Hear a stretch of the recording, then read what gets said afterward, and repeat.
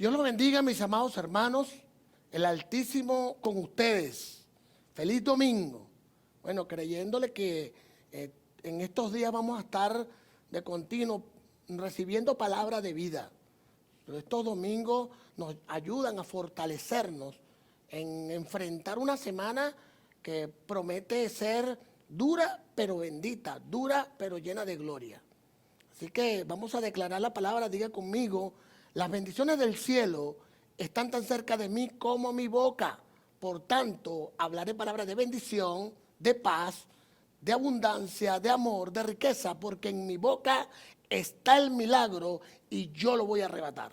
Así que siempre ten esa palabra presente, declarando lo bueno. Mire que estamos en tiempos difíciles, dijera la palabra, en tiempos malos. Así que que Dios te encuentre haciendo lo bueno y pensando lo bueno. Amén. Vamos a, de la misma manera, a orar por tus ofrendas. Padre, gracias te damos en esta hora por esa contribución, esa ofrenda, ese diezmo que cada uno de tus hijos, Señor, lleva al alfolí. Padre, yo quiero que tú le bendigas, Señor, lo que quedan en sus cuentas, y que en su tiempo, Señor, ellos hablará de manera sobreabundante. Lo declaro en el nombre de Jesús. Amén. Bueno, estamos ya con el tercer tema de la serie Momento Crítico. Y mire que ha sido importante entender que el ser humano en su tiempo llega a un pico en situaciones donde el desencadenante puede ser tan bueno como no, dependiendo de la precisión, del comportamiento y de lo conectado que estemos con el Señor. Así que en este tema vamos a denominarle momento crítico de nuestro corazón. ¿Cómo se comporta el corazón en momentos donde las situaciones no están precisamente a nuestro favor? O cuando llevamos a cabo una actividad no nos sale como es, o cuando recibimos una injusticia, o como cuando somos vilipendiados, o cuando el problema se hace cruento. ¿Cómo actuamos? El cristiano, y siempre que puedo lo predico, debe ser profundamente reflexivo en evaluar cuál es su comportamiento, porque de allí dependerá cuánto corrige, cuánto mejora para los sucesivos eventos que pudiera vivir en la vida. Entonces, esta palabra nos va a guiar mucho, porque estaríamos evaluando si tenemos un corazón duro, si tenemos un corazón sensible, cómo actuamos ante las circunstancias. Y puedo poner como testimonio que a veces veo que ante situaciones no actúo de la manera sensible que probablemente la persona que me está viendo no lo está percibiendo, o a lo mejor sí lo está percibiendo, pero el que se evalúa está permanentemente dándose cuenta que puede mejorar su manera de ser, que puede tener un corazón sensible, que no solamente puede pensar en sí, que puede pensar en el semejante, pero más que piense en sí o que piense en el semejante, es que piense cómo estará viéndonos Dios. Por eso que esta palabra es muy importante, y vamos a poner unos ejemplos que creo que nos van a servir. Quiero comenzar con el Salmo 51, 17, y obviamente David escribe esta historia producto de una situación muy cruenta que vivió, pero la respuesta que dio ante esa situación fue la correcta. Y de allí sale un hermoso salmo. Este aparece en el capítulo 51, versículo 17, y dice así: el sacrificio que te agrada es un espíritu quebrantado. Tú, oh Dios, no desprecias al corazón quebrantado y arrepentido. Entonces, dice David, o escribe David, que el sacrificio que Dios considera que toma es un corazón arrepentido. Como dice la palabra, por cuanto todos hemos pecado, hemos sido destituidos de su gloria. Sabemos que en algún momento podemos cometer una transgresión, podemos vivir un momento difícil o no actuamos como deberíamos, pero nuestro comportamiento, una vez que nos demos cuenta, debe de ser de arrepentimiento. Y ese corazón cargado de arrepentimiento, de sacrificio, es el que Dios va a ver con ojos de misericordia. Así que es importante evaluarnos permanentemente cómo estamos asumiendo situaciones y cómo creemos que Dios nos está viendo. En el Sermón del Monte encontramos bienaventuranzas. Y el capítulo 5, versículo 3, habla de los bienaventurados los pobres de espíritus, porque de ellos es el reino de los cielos. Un pobre de espíritu es una persona avida, necesitada, que demanda cada día más de la presencia del Señor, que no es suficiente con estar orando, sino estar permanente o de continuo en la búsqueda de saber que Dios debe estar con él, que Dios está allí ayudándolo, esperándolo, viendo su comportamiento, pero también evaluándonos. Porque yo no sé tú, pero yo no quisiera que en mi día hubiera un episodio donde Dios no estuviera. Y una vez más cobra fuerza David cuando comprende y cae en el pecado. Al arrepentirse, él inclusive fue objeto de ataque. Y la respuesta de él era, déjenlo. Dios sabe por qué está permitiendo. En este caso yo no creo que solamente Dios sabía, él sabía también por qué Dios estaba permitiendo eso. Pero aquí evaluamos o valoramos es su corazón sensible, su corazón de reconocer. Cuando encontramos más bien personas que cuando viven situaciones difíciles, en vez de reconocer lo que hacen para que Dios te encamine o reencauce en una nueva vida, terminan molestos, terminan debilitándose, mejor me voy de la iglesia, esto no es lo mío. Y allí es cuando el enemigo comienza a frotarse las manos para decir, ya cayó en mi trampa. Y no como lo hizo en este caso David. Por eso vamos a traer dos ejemplos. Creo que nos van a servir el ejemplo del rey Saúl, que pecó de la misma manera como David. Es más, si pudiéramos evaluar el tipo de pecado o de mal, cuidado si el de David pudiera ser más grave. Aunque entiendo que hay dos tipos de pecado, uno hacia arriba y otro horizontal. Y los pecados más, los que Dios verdaderamente no perdona, son los pecados que van directamente hacia Él. ¿Ok? Entonces, la primera historia que voy a relatar es la del rey Saúl.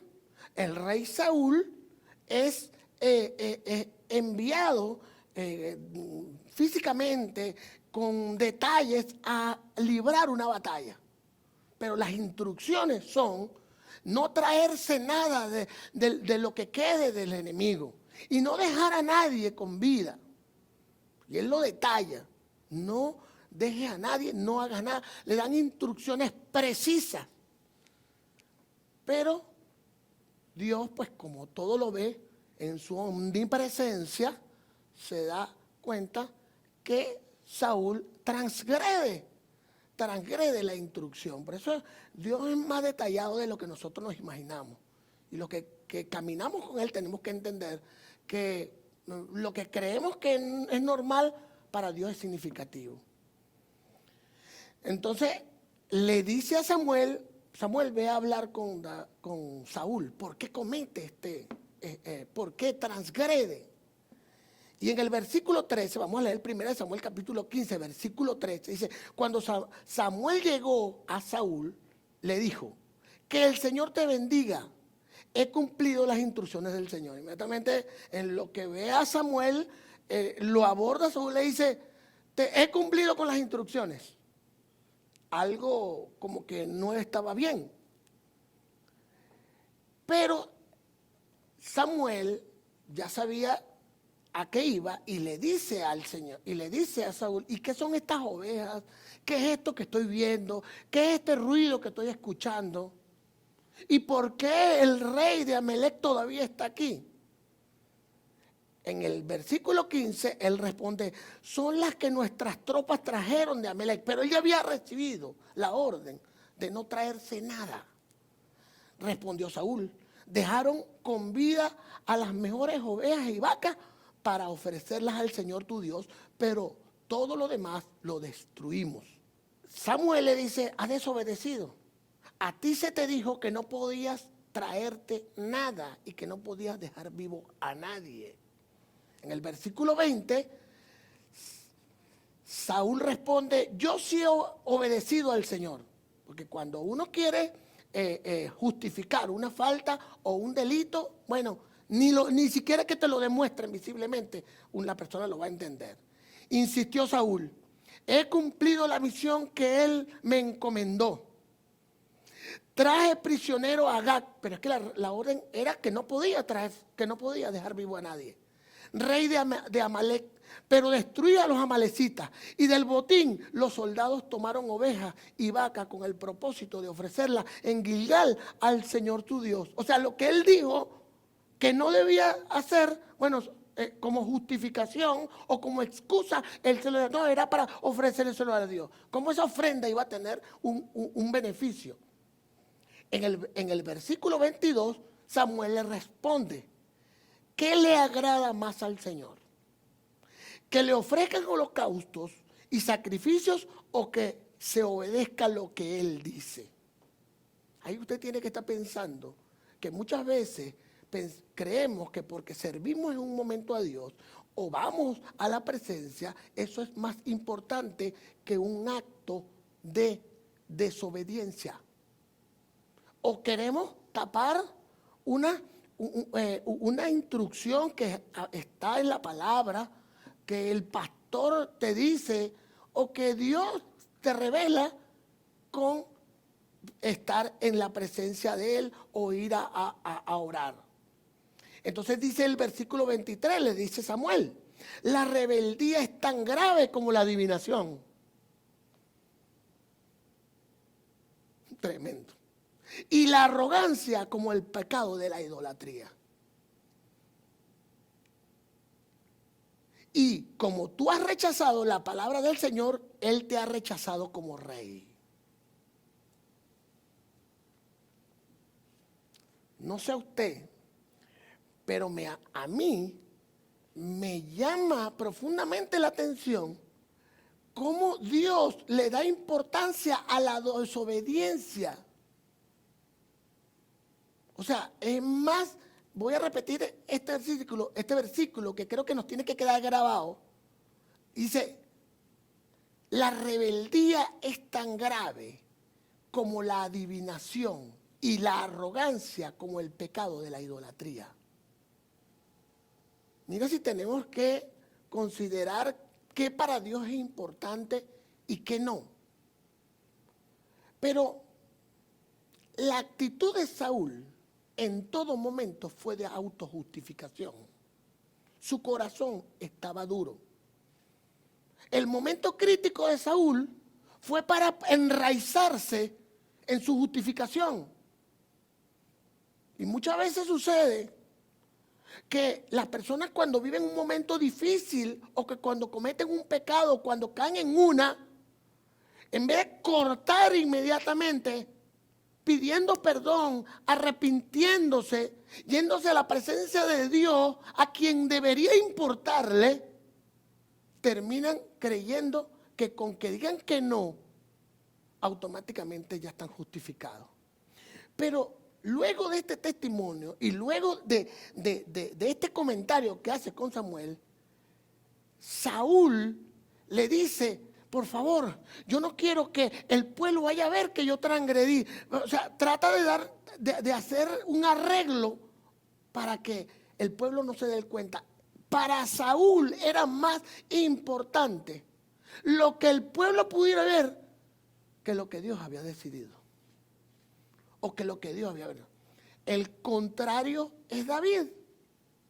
Con David sucede que comete pecado al hacer un acto de adulterio. Y ese adulterio lo llevó a una mentira, y esa mentira la llevó a otra mentira, y hasta asesinó a David. Solo que David no había caído en la transgresión de él. Pero en el momento en que el profeta Natán le relata lo que hizo, inmediatamente David cae en el mal y de rodillas se arrepiente. Y eso agrada a Dios. Miren, a lo largo de mi vida conozco testimonios de personas que, habiéndosele demostrado dónde han caído, aún así justifican su estatus y no lo aceptan ni siquiera con testimonio y con demostraciones. Ahí Dios no puede hacer nada. Estoy hablando de dos tipos de falta, dos delitos, dos transgresiones, pero dos desencadenan en lugares diferentes. Una con un corazón endurecido en una justificación, y otro en un arrepentimiento y una sensibilidad donde más importa Dios que quienes físicamente están presentes. Quiero resumir porque en el segundo libro de Samuel, capítulo 12, encontramos la historia del 5 al 9. Vamos a leer el 5 y dice: entonces, cuando Natán le hace referir un caso de un hombre portentoso que teniendo ovejas le quita al que tiene una, David responde así: entonces se encendió el furor de David en gran manera contra aquel hombre y dijo a Natán: vive Jehová, el que tal hizo es digno de muerte. El 6: y debe pagar la cordera con 4 tantos porque hizo tal cosa y no tuvo misericordia. O sea, cuando la gente se enfurece porque piensa que el otro está haciendo mal, bueno, en el caso de David dijo que era muerte y después le iba a cobrar los corderos. Ni cuenta se daba, pero estaba tan lleno de rabia, de ira, pensando que era una injusticia que estaba cometiendo otro, pero Natán lo que estaba haciendo era una referencia a lo que él mismo había hecho. Dice el versículo 7: entonces Natán dijo a David: tú eres aquel hombre, así ha dicho Jehová, Dios de Israel. Yo te ungí por rey sobre Israel y te libré de la mano de Saúl. Y te di la casa de tu señor y las mujeres de tu señor en tu seno. Además te di la casa de Israel y de Judá. Y si esto fuera poco, te habría añadido mucho más. El versículo 9 dice: ¿por qué pues tuviste en poco la palabra de Jehová, haciendo lo malo delante de sus ojos? A Urías Geteo heriste a espada y tomaste por mujer a su mujer, y a él lo mataste con la espada de los hijos de Amón. A partir de ese momento, David es objeto de un castigo donde pierde el reino, es desterrado de Israel y es despreciado. Pero cuando David llega al momento crítico de un corazón contrito, él asumió, como no sé si has escuchado en algún momento este dicho, creo yo, que dice: asume tu barranco. Él asumió su mal. Y dijo: yo caí, yo fallé. Pero a partir de ahí se le vino el mundo encima, porque enseguidilla se le sucedieron una cantidad de situaciones que hasta su hijo le quita el reinado y huye porque lo persiguen de muerte. Y allí es cuando en un momento quieren apedrearlo y los escoltas de él van a tratar de evitar, y le dicen a los escoltas: déjenlo. Dios sabe por qué está permitiendo esto. ¿Cuál es la reflexión? ¿Cómo tomamos? ¿De qué manera tomamos los momentos difíciles que vivimos? como Saúl o como David. De allí sale uno de los mejores salmos que David escribe, y está en el versículo 51. Resumía antes en el versículo 17, pero cuando me voy a los primeros versículos, quiero leerlo brevemente para terminar. Él escribe: contra ti solo he pecado, y he hecho lo malo delante de tus ojos, para que seas reconocido justo en tu palabra y tenido por puro en tu juicio. He aquí, en maldad he sido formado, y en pecado me concibió mi madre. He aquí, tú amas la verdad en lo íntimo, y en lo secreto me has hecho comprender sabiduría. Purifícame con hisopo y seré limpio, lávame y seré más blanco que la nieve. Hazme oír gozo y alegría, y se crearán los huesos que has abatido. Esconde tu rostro de mis pecados y borra todas mis maldades. Crea en mí, oh Dios, un corazón limpio, y renueva un espíritu recto dentro de mí. No me eches de delante de ti, y no te quites de mí tu Santo Espíritu. Vuélveme el gozo de tu salvación, y espíritu noble me sustente. Entonces enseñaré a los transgresores tus caminos, y los pecadores se convertirán a ti. Oye, me contricta en el espíritu esta palabra, porque la misericordia de Dios es infinita. No es que a Dios no le importe si pecas o no pecas, si transgredes o no. A Dios lo que le importa es encontrar en el hijo que ha cometido una transgresión y hasta una injusticia un corazón sensible, un corazón siempre mirando en lo que ha hecho. Me destaco que David no le importó nunca la reputación como le importó a Saúl. Para David era más importante como Dios lo veía. ¿Qué iba a hacer Dios con él? Porque después escribes David, inclusive: Señor, si voy a ser un objeto de castigo por todo esto que he recibido, yo solamente te pido que seas tú el que me castigue, pero no me dejes en manos del enemigo. Dijéramos, David le saca una sonrisa al Señor. ¿Cómo estás tomando tú los momentos difíciles? Ya sea porque tú hayas transgredido o porque te hayan hecho mal. ¿Qué corazón es el con el que tú asumes esa situación? Porque Dios no quiere saber nada de hijos con corazones duros, con corazones de piedra. Dios ama, Dios espera a sus hijos cuyos corazones ante lo que vivan sea de arrepentimiento, de sensibilizarse, de decirle: Señor, no soy digno, perdóname, Señor.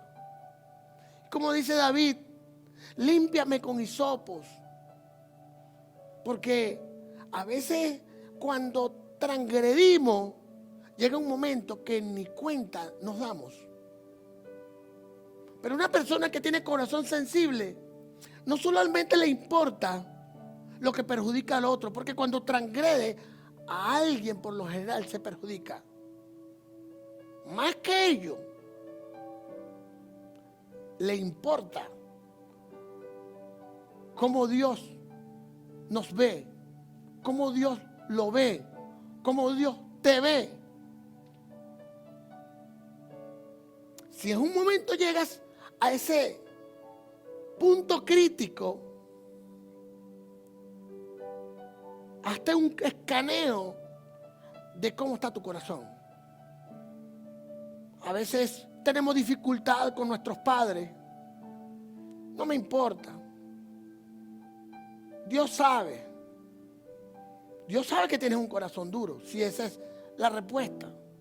O con tu esposa, o con tu jefe, o con tus compañeros de trabajo.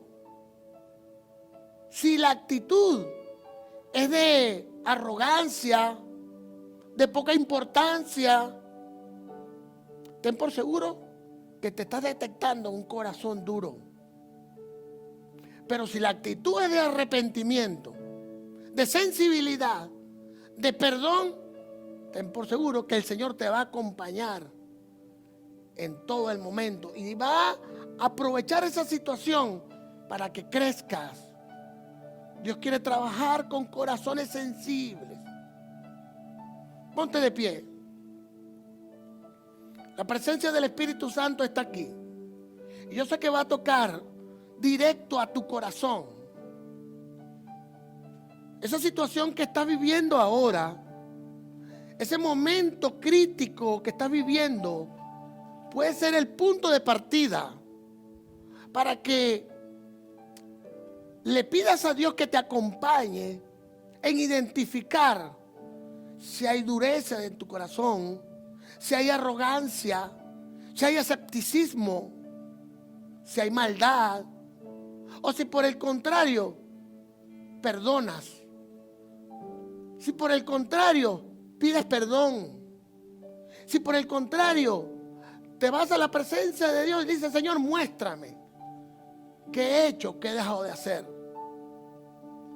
Pero cuando la salida es a distanciarse, dejar que las cosas corran, ahí estás cultivando un corazón de piedra. Apunta la mano en tu pantalla.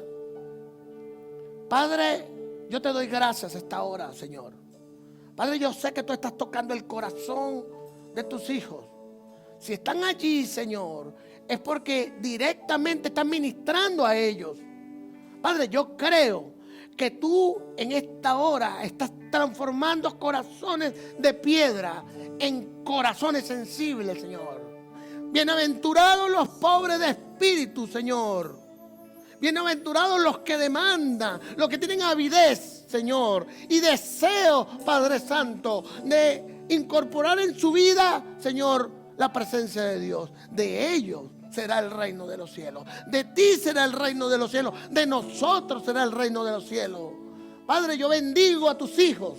Yo declaro, Señor, que una impartición, Señor, de un corazón sensible, que de un corazón de carne, Padre Santo, llegará a sus vidas. Lo declaro en el nombre de Jesús. Amén. Yo quiero que allí donde estás, pongas al frente, si invitaste a alguien, repite conmigo: Señor Jesús, hoy reconozco que he sido pecador o pecadora, por lo que me arrepiento de corazón de lo que he hecho. Te acepto como mi Señor y Salvador. Te pido, Padre, que escribas mi nombre en el libro de la vida, que a partir de este instante el Espíritu Santo sea conmigo y el día que yo parta de esta tierra, yo vaya a tu diestra. En el nombre de Jesús. Amén. Dios te bendiga. Feliz domingo.